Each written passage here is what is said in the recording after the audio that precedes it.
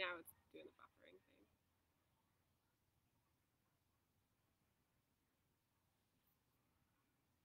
It might buffer for a few seconds even though it's actually showing your face. It says that I'm live. Okay. And I can't see it.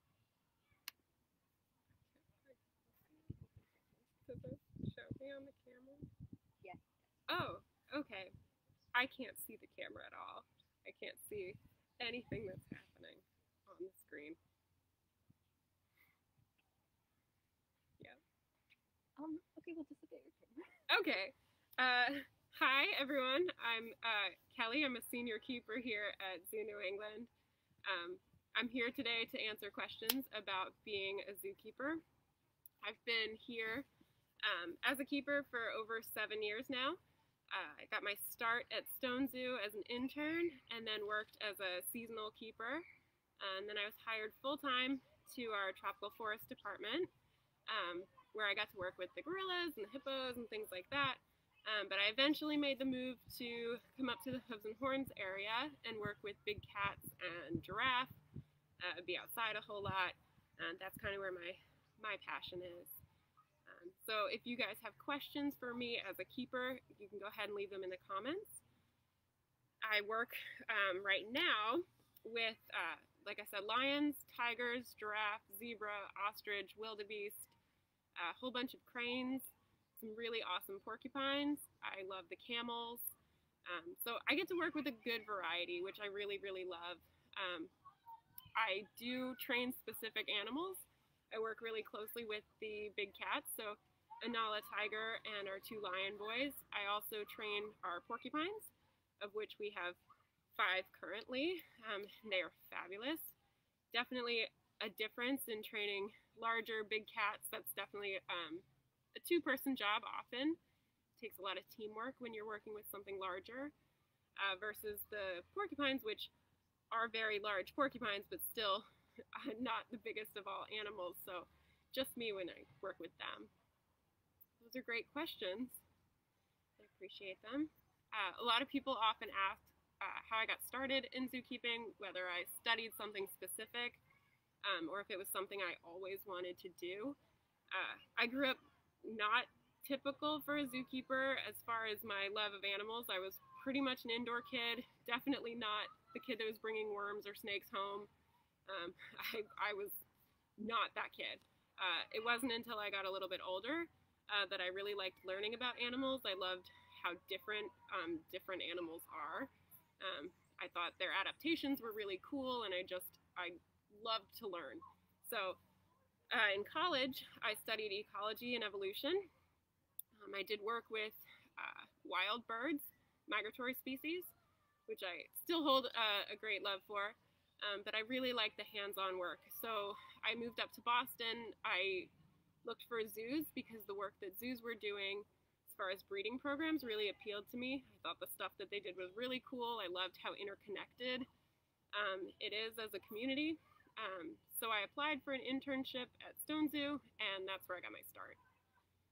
I'd say most zookeepers on the whole are kids who loved animals since birth and were looking for that career from the start, but there are quite a few of us that chose it a little bit later, or it became a career path a little further down the line. I often get asked what my favorite animal is at the zoo, and it's always kind of a tricky question for keepers because there are individual animals that I love, like Anala tiger is definitely one of my absolute favorites of all time. But as far as like animal species, I think cuttlefish are really, really cool. They're one of those ones that adaptation-wise just totally fascinate me. And then there's also the what's your favorite animal to take care of every day, and that's a whole different thing. You know, who has the least stinky poops and who eats in a certain way and that kind of stuff. So we have different animal routines that we like to do over others, some preferences. I generally enjoy getting to do a lot of different things. Here at Franklin Park and Zoo New England as a whole, we get the opportunity to try different things and work with different species. There are other zoos where you're very specialized, so you may be just a carnivore keeper, or you may work exclusively with koalas. I personally really enjoy that I get to work with a large number of species. It makes my day really interesting, it makes my week very interesting, and there's always something new going on. It's something I'm really grateful for working here. Another great thing about here, specifically, is that we do a lot of hands-on work with training, specifically with our vet staff, and things like medical procedures. So our giraffe trainers, who work really well and are really awesome, they are doing things like hoof work on our giraffes, or they do blood draws on the giraffe. And that's something that they get to know the animal really closely, they build that trusting relationship with, and they get to do as a hands-on thing, which is really cool. It's a pretty incredible opportunity, for sure. Are you seeing the questions that are coming up? No, I don't see any questions, guys. All right. Oh, I have to scroll. Sorry. Some of them you touched on already. Yeah. Okay. Zoo camper Evan wants to know how I train the lions. So again, it's because they're a big animal. It does take two of us when we do specific things. We work in a space that's protected. We never go in with our big cats. It's something that we coordinate and have certain spaces for, special spaces. And we work through operant conditioning, so they get rewarded for behaviors. It's always a positive experience that they have the choice to participate in or not. And some days they don't want to. And you get to know your animals. So for instance, Kamea, one of our lions, is extremely food motivated, and he is likely to want to train anytime. Denari is a little bit more particular, and he's more apt to train in the afternoon. That's when he's more hungry. So we try to work around him to create the most successful environment. I like training because it means that I'm teaching them, but they're teaching me as well. So I think of it as a partnership. Christine wants to know if you have a special degree to be a zookeeper. I don't have one. It's not just one degree. So there are a lot of degrees that apply to zookeeping. So there are plenty of keepers who have psychology degrees because you think about that behavioral conditioning and training. There are keepers that have degrees in wildlife management or zoology. I studied ecology and evolution. That's definitely where my interest lies, that evolution side of animals. So that worked for me. But the biggest thing is to have that hands-on experience. Funniest moment I've had with an animal? I really like animal farts. That's the thing that I love, and a porcupine fart is like no other. It's very, very cute. My favorite part of being a zookeeper, other than farts, I guess, I really like how different it is every day, and I feel very lucky to have the opportunity to work closely with such incredible species, and very lucky to have the opportunity to know these individual animals. They're all very different, they all have their own personalities, and that all changes the way that we care for them. And it's pretty cool to see how different one giraffe versus another may be. Something I do not enjoy about being a zookeeper. You don't get into zookeeping for the money, for sure. It's definitely a passion job.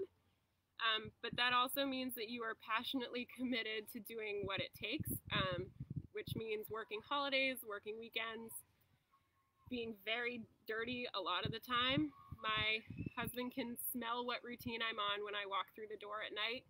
He knows that I've worked giraffe as soon as I show up because it smells. You have to be okay with dirty things like poop and maggots and all of that stuff. So it's something that I'm okay with. I wouldn't say I enjoy it. So those are some of the challenges, or some of the things that you know going in, at least. Why isn't it more widespread that giraffes are silently getting on the endangered species list? That's a great question. I personally really love giraffes, and I think it's part of zoos' missions to get that messaging out there. The work that we do is specifically for these endangered animals. They just don't have the same press that maybe an elephant does, so it's often silent. It's often fragmented loss, so it's not the same large, widespread that causes issues. It's these populations that get isolated that can really cause issues. And that really leads to a lot and makes it hard to pin down a larger campaign, I'd say. How old is the giraffe? And what's the name of the giraffe behind me? What's behind me? So that's Chad behind me. Chad and Amari, who's over there. They're both around 3, if I remember right. Being here for 7 years, you kind of lose track of how old everyone is. But they're hanging out because they're interested, because I'm sitting here and this is a typical place that they get fed. They don't have any food, so now it's just a watching point for them. Donna wants to know, did I see evidence that animals miss the human crowds during the shutdown? So my department, honestly, not a whole lot. These spaces are pretty large, and we did take extra care to make sure that we were seeing our animals every day. So while we were working in teams and smaller groups, we still made a point to see all of our animals and maintain that bond and relationship. There are other animals that maybe like gorilla or otters or gibbons or things like that that are a little bit more responsive to people and a little bit more engaged with crowds. For those animals, we did boost a lot of our time with them. Or the enrichment that we give them. So things like bubble machines and moving parts and stuff that they would have otherwise not seen without crowds around. So we were very cognizant of that and looking for ways to fill that void. But I'm certain that they're happy to see people again. I think the giraffes were very interested those first couple days when people showed up. There was a lot of staring, for sure. Brian says, who's that roaring? I didn't hear it, but I'm kind of immune to it at this point. Likely the lions were roaring. If you're at the zoo, you might also hear our ostrich booming. It sounds a bit like a roar sometimes. His throat expands, and it's pretty cool to see. When he gets really worked up, it's all hormone-based. His neck turns kind of red. Something that people don't expect to see, and he's pretty engaging with guests as well. More questions? Maybe? How is enrichment different for carnivores and herbivores? So it does vary. You have to look at the way that they feed. So even amongst herbivores, something like a giraffe versus a porcupine is going to have a different enrichment. So all of the things that we provide our animals are knowledge-based things. So we know our animals, we understand their natural behavior. So a giraffe has a really long tongue. And in the wild, they would use that tongue to wrap around tree branches, pull off the leaves, and that's how they'd eat. So when we give them enrichment, it's often things that would encourage manipulation with their tongue. So things like puzzle feeders, where they have to pull things out of holes. We give them plenty of branches to pull leaves off of. Different ice treats that have bumps and grooves and things. So that works for them. For a porcupine, who's also an herbivore, but has a different anatomy and natural behavior, we're going to do things more for chewing or for digging. They love to tear apart boxes. Those boxes are like the most exciting thing in the world to them, even sometimes more than the food that's inside them. So you definitely see an element of excitement when they get certain enrichment. And we note that. We actually keep a log of all of that stuff, and we rate the enrichment. Who is the oldest gorilla? At our zoo right now, I think Kit is the oldest. I think Kit, yep. And he's sort of he's the dad of the group. And he's on exhibit every other day or so. How did the keeper routines change during the pandemic when we were closed? How did the keeper routines change when we were closed? So they changed somewhat significantly because we were closed and we were and still are trying to maintain the safety of the staff. We were we were separated into teams, so we were working with smaller staffing, and our hours were a little bit different, so we were covering a lot more. Without people here, it kind of changed our dynamic and our routine. Our timing is a little bit different. But like I said, we were pretty aware of what we were facing as far as what the animals' response would be. We really did try to make it as normal as possible for them. Make sure that while the rest of the world was very, very affected, the animals here really didn't feel so much of an impact. So that was our main goal in keeping everything going. Do the animals get hot in the summer? Do you have ways to keep them cool? Absolutely. It depends on the species, of course. So a lot of our animals in our area, people expect to be in hot weather climates. They picture that African savanna and a lot of heat. And we do have ways to cool down animals who would seek out cooling methods naturally. So we do a lot of misters, we do a lot of ice treats, and that works for both carnivores and herbivores. So things like a popsicle with apples in it is a big hit for even like a zebra versus like a blood popsicle for our lions. So it works for many species. Misters and pools are pretty common, and then we do have cooler shade structures all around. I think people are usually pretty surprised to know that these same animals are often just as comfortable in colder climates. So our lions, for example, are out all year. They go out when it's super cold out, which to me today feels very foreign. I would love for a little bit of a breeze or something. But when it's super cold, the lions are still out. They have a big heated rock, and we do have big heated barns that they go into in the colder times. So we make sure that they're comfortable in all sorts of weather. They're wild animals. This is the climate they come from. Oh, I see that's a reply. Who's out for the gorillas today? That is a different department, so I do not know for sure. It does vary every day, and we make changes based on what's needed or who's feeling like going out or the group dynamic. So it's not quite as regular as exactly every other day, but you can always call the zoo to find out.